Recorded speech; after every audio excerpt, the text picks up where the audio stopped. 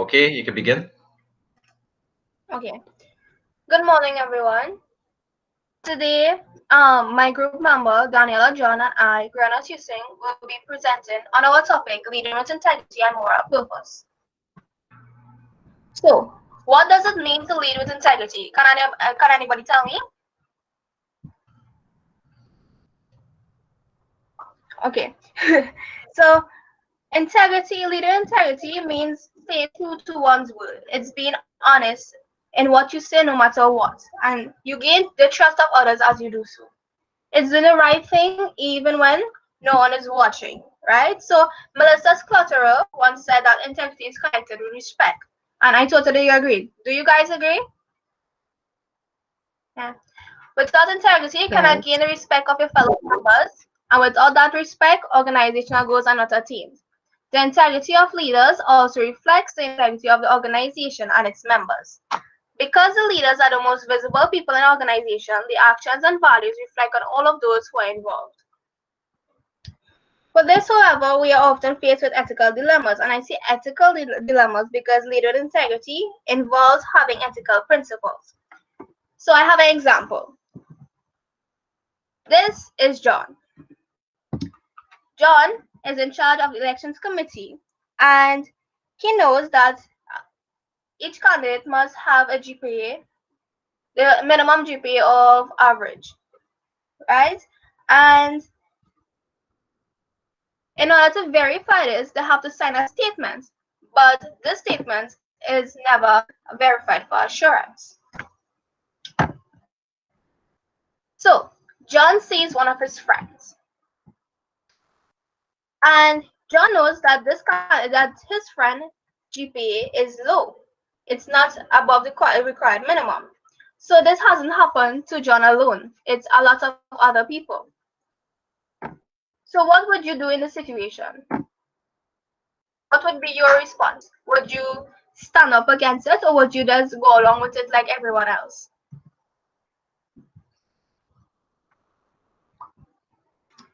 I think most of you would say take the easy way out and just go along with it, but that isn't the case. This is where creating and sustaining an ethical environment comes in. So you have to understand and apply ethical theories, and I'll get to ethical theories. There are four qualities that you need in order to meet ethical standards. They are one, critical thinking skills, and this skill is identifying a problem when you have ethical problems, right? And this involves others in the decision making process. And this is another example of how an ethical environment is established. Two, a high degree of integrity to stand up for your personal and professional ethics. Three, the ability to see situations from others' perspectives, that is showing concern for others. And number four, personal motivation to do the right thing. When leaders integrity, it's hard because you have to be prepared to receive criticism. There are members that tend to revolt, meaning they don't want to be involved in it, and they decline the membership, since not everyone is willing to do the right thing. Understanding? Whew. Okay. So they are bad or toxic leaders. There are two types of bad leaders, right? So they are bad as ineffective and they are bad as unethical. And I said we will come to theories. So they are consequential ethics and they are non-consequential ethics. And they apply to the bad leaders, right? So let's see. Consequential ethics, right? This is when the result of a situation makes an ethical decision okay. So this means it benefits the person, right? So it's okay to tell a lie if it gets what you need, and that's unethical. This follows with bad as unethical because he or she could not distinguish between right or wrong, and bad as ineffective, non-consequential ethics. Non-consequential ethics. What do you guys think non-consequential ethics is? If consequential ethics deals with telling a lie because you are benefiting from the outcome, what do you guys think it is?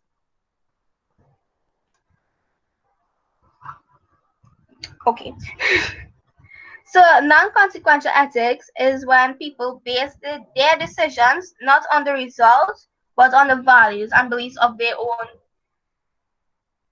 And they said this is like if you this is like you won't lie in a situation if you believe that honesty is important. Since you could fail to obtain the desired change, you can be an ineffective leader but be considered an ethical leader. Because although the goals were not attained, you still led with integrity. I'll get in there. Okay, and there are toxic leaders. So Lipman Blumen once said, he said that toxic leaders are those who engage in numerous destructive behaviors. And I will come to this the types of traits that come with a toxic leader and who exhibit certain dysfunctional personal characteristics. So the behaviors and traits associated with toxic leaders, right? So one, playing to the basis, fears, and needs of the followers.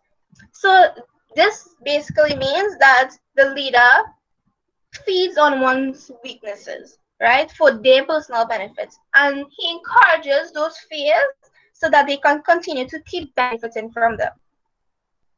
Two, cliquishness. So this is when insecure leaders usually surround themselves with like a group of people that's are only for them, meaning like they always back them up and they always abide by their rules. So this leaves everyone feeling like a middle school child, right? Because it's like middle school children to grow resentment and split up the organization into groups. Number three, bullying and harassment. So in the worst case scenario, a leader may become abusive and he may belittle the employees as well. And he even may start using foul language and even threats. Yeah. And number four, unwillingness to listen to feedback. This means listening to his or her subordinates. That's how you get the process done, right? But some leaders rather state their own ideas than hear the opinions of their subordinates. And if this continues, it can lead to many conflicts and problems in the company. So, what does rewarding and recognizing teach? So, rewarding and recognizing teaches acceptable and unacceptable behavior. Oh my god. So, creating rewards helps sustain ethical environment because you're encouraging people to do the right thing. It's like publicly acknowledges and promotes ethical behavior. On the other side, though, unethical behavior should be addressed because it's it's a way to show that if you're unethical, there are consequences to it. But before long ago, they had a routine they was to do. It was public humiliation, right? It was practiced commonly to confront and punish those who violated the law. So I think some cultures still do this, but now they don't condone it. They have this principle of doing no harm to protect an individual's right to conduct themselves, and they still address it, and it's a process provided and safeguarded so that they can go along with it.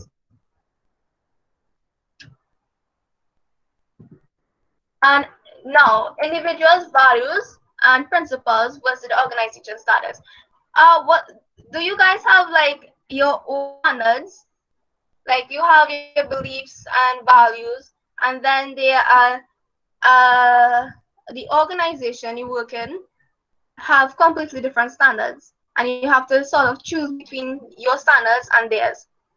Have I ever had that coincidence? Yeah.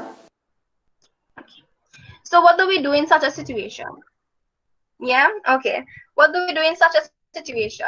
Well, there are three difficult choices. They are one, you either ignore or put up with the situation.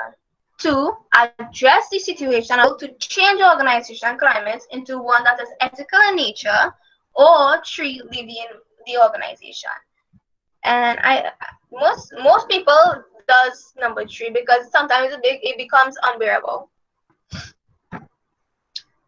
And transformational leadership. There's not much to say on this, but this is a process in which leaders and followers work to build each other to higher levels of morality and movement. So values such as peace, justice, fairness, liberty, etc. are expressed by transformational leaders. And now that's the end of my side of presentation, and I will give it to Daniela. Thank you. Hi everyone. Okay, so to start off, I would like to ask, does anyone know what moral purpose is and why they think it is important to leadership and ethics? Okay, so no one. Okay, so it can be defined as a value that, when expressed, appeals to the innate sense of individuals of what is right and what is worthwhile. It is important to leadership because it helps you not only be law abiding, but to also help others and not be selfish.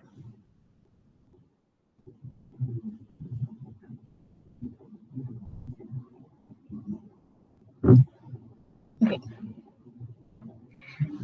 Modeling a moral purpose, also called observational learning.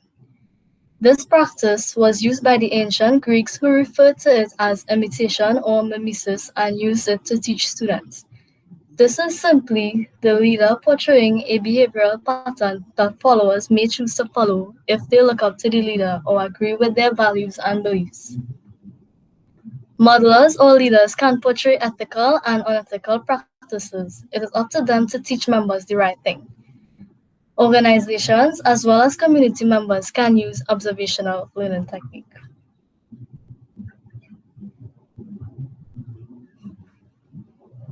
Okay. Advantages of modeling a moral purpose or observational learning can include less unethical practices occurring. This is because if members observe punishment implemented on members who partake in unethical practices, fear may be instilled in them and therefore they may not take the risk to practice unethical practices. Also, participants may also model behavior that inspires leaders' ethical awareness.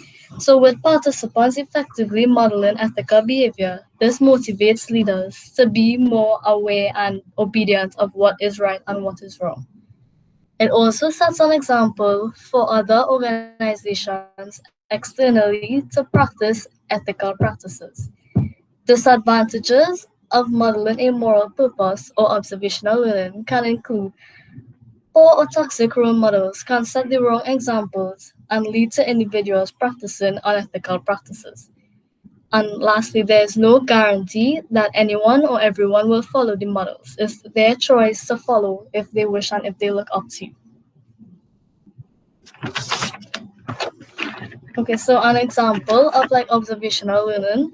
So a group of children plays hide and seek at recess. One child joins the group but has never played before and is not sure what to do.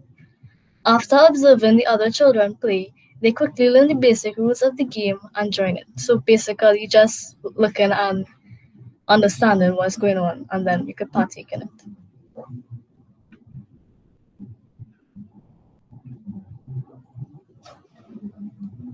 Moral talk, also known as dialogic leadership. This is encouraging ethical practices verbally.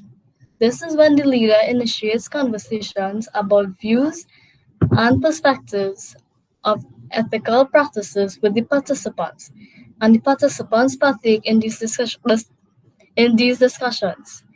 This provides feedback for leaders. It requires listening and talking from both leaders and participants for it to be effective.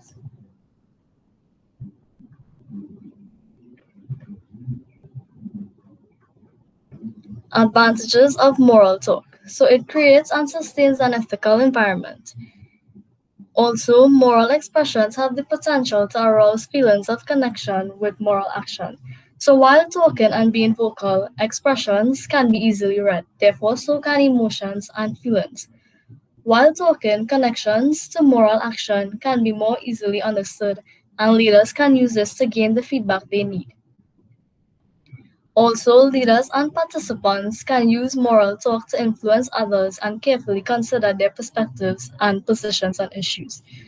So, leaders may use moral talk to convince members to rethink their ideologies if they may think they have the wrong perception of something.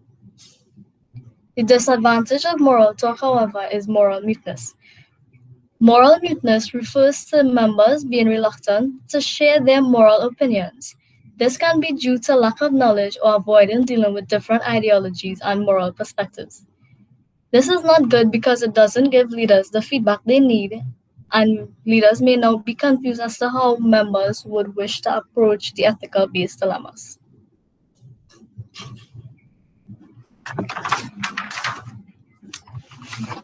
Okay, so an example of moral talk being used. So the leaders of company A decides to have a work picnic to better understand their employees' beliefs and behaviors. At the work picnic, they play a game of Scrapples, which is an ethical dilemma-based game. While the employees think this game is for fun, their leaders are also gaining the feedback on the thoughts and beliefs of some of the ethical and moral values that their employees possess. This helps leaders to know how each individual worker would wish to carry about in ethical dilemmas.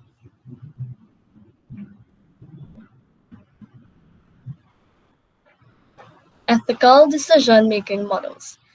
So an ethical decision-making model is a plan that leaders use to bring these principles to the company and ensure they are followed. Before a model can be utilized, leaders need to work through a set of steps to be sure they are bringing a comprehensive lens to handling ethical disputes or problems.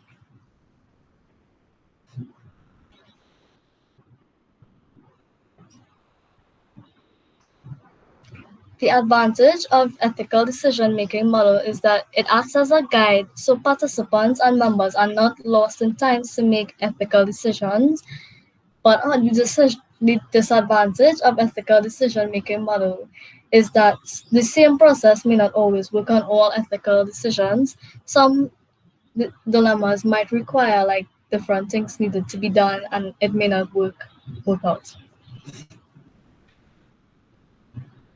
Some decision-making models that are used include Bowen's model for strategic decision-making, Tayer's ethical persuasion, and Potter's box for decision-making. So just to show how one of the above that I listed before is used, I'll use Potter's box for decision-making to explain the steps. So step 1 is to examine the issues at play in the situation. Step 2 is to identify values that should be employed. Step 3 is to recognize guiding principles to resolve the issue, and step 4 is to establish loyalties that should be employed. So using the same model, I will give an example of how to use it.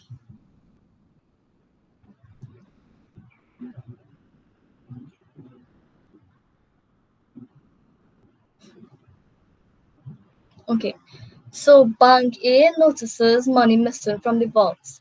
To solve this issue, they implement Potter's box for decision making. So they firstly carefully examine the situation by looking through security footage and the employee logs.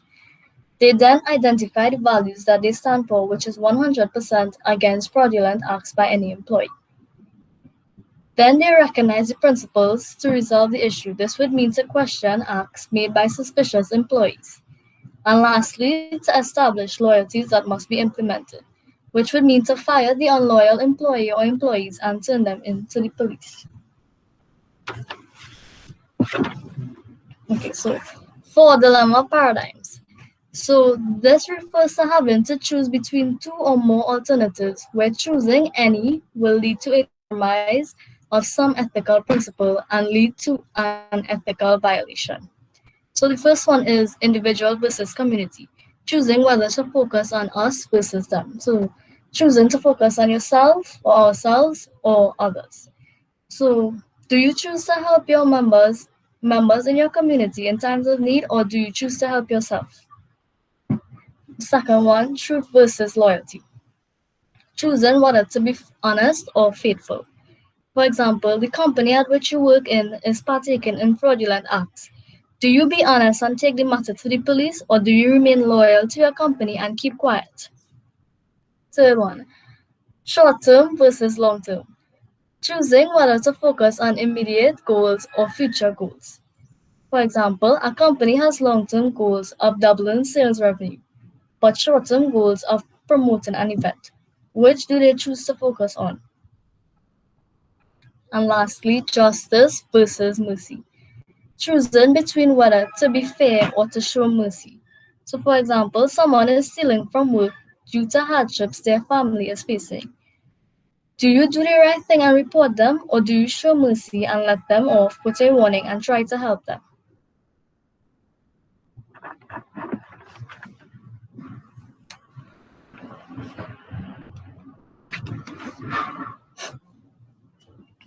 Ethical principles and standards. Aristotle's ethical principles was the foundation for living an ethical life. This guided physicians, psychologists, and counselors to then create 5 principles of biomedical ethics, which was later passed on to teach psychology, but leaders and members nowadays can also use these measures to ensure the environment they work in is ethical.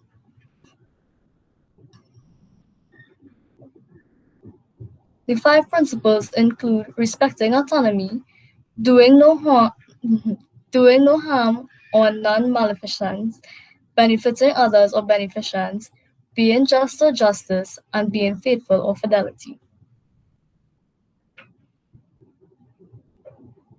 Okay, advantages of using the ethical principles and standard is that it may help you reach a more informed and carefully analyzed decision before you take any action. It can help the decision-making process be quicker, and it provides a framework to guide decision-making process. The disadvantage of ethical principles and standards is that they do not provide the moral imagination and creative thinking that are needed to address complex situations. So, for example, of using the ethical principles, so company A always tries to upkeep a professional and ethical workplace. In order to do so, they implement the use of the 5 ethical principles. So, firstly, number one, leaders allow members a level of freedom of choice so they can make smart and rational decisions. It also means leaders should respect this right, but autonomy also has conditions in which members must also respect. This is called the respecting autonomy principle. Number two, leaders provide an environment in which their members are safe from harm or danger. This means leaders and members are not partaking or encouraging activities in which leaders or members may be harmed. This is called the doing no harm principle. Number three, everyone is promoting the organization above their own personal interest and self gain. The notion of promoting what is good for the whole of the organization or community and promoting the growth of the group is important. This is called the benefiting others or beneficence measure. Number four, leaders are being fair and treating everyone equally in situations. This measure is called being just or justice. And lastly, number five, everyone is being loyal.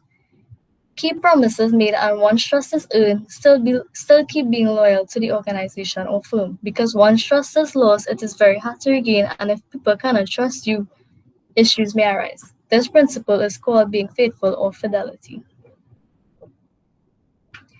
So we recommend that when approaching any measure, effective communication from both parties are required and non-toxic leaders must also be present to guide followers in the right direction.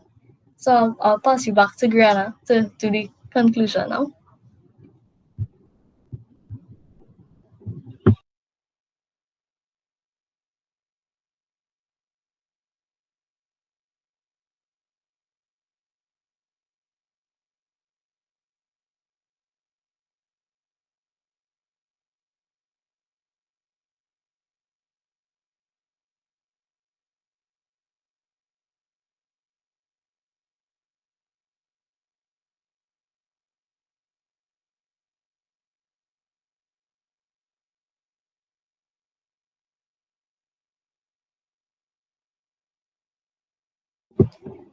Griana, you want to finish off with the conclusion? It's such a my computer was connected. That's now. Oh my god.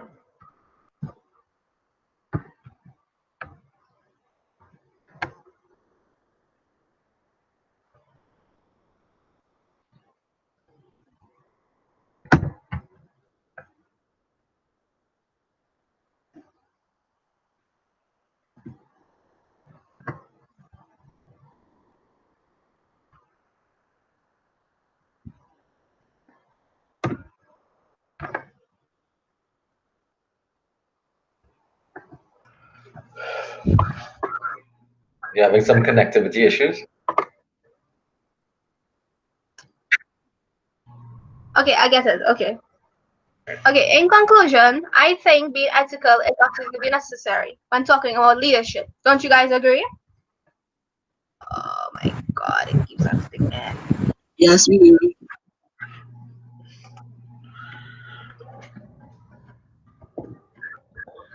Give me a minute. It's sticking. I do not know why. Okay, I get it. I think being ethical is absolutely necessary when talking about leadership. You have to have some kind of moral code from which your ideas come. If you act unethical in any way, you are hurting not only yourself but those who look up to you. In the real world, not everyone operates in an ethical manner. I mean, let's be real, right? But I truly believe that those who do end up being the winner in the long run. Don't you guys agree? Yep. Yes, And we here do. are the citations that we use. Let me put together this.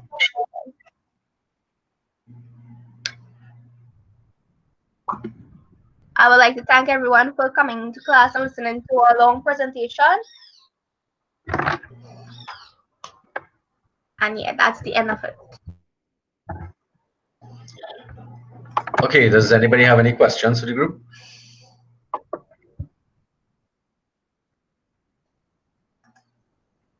All right, if not, I will stop the recording now.